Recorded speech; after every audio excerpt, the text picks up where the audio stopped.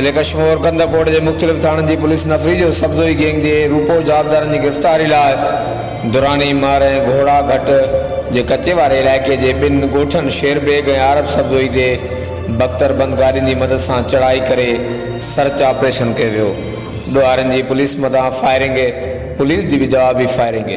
Police से 3 ॾोहारनि के थाकनि के साड़ की दावा करे 2 ॾोहारनि के ज़ख़्मी हालत में गिरफ़्तार ऐं संदन खां हथियार हथ करण की दावा कई है। मिल जाण मूजिब ज़िले कश्मीर कंदकोट के मुख्तलिफ़ थाननि की पुलिस अज भी कच्चे के मुख्तलिफ़ इलाइक़नि में ॾोहारनि खिलाफ़ पंहिंजूं कार्रवाइयूं तेज़ रखियूं ऐं कच्चे के 2 ॻोठनि शेरबेग ऐं आरब सब्ज़ोई के कड़ो चाढ़े सर्च ऑपरेशन किया वियो। पुलिस मूजिब ॾोहारनि जदीद हथियारनि सां पुलिस मथां फायरिंग कई। पुलिस की जवाबी फायरिंग में 2 ॾोहारी रहमतुल्लाह ऐं जड़ो सब्ज़ोई ज़ख़्मी थी पिया आहिनि, जिनके पुलिस खणाए कंदकोट जी सिविल अस्पताल में आंदो, जिते खेनि तिबी इमदाद ॾेई जेल हवाले किया वियो। ॿिए पासे पुलिस इहा भी दावा कई है शकी ॾोहारनि जे थाकनि के बाहि ॾेई साड़े छॾियो आहे।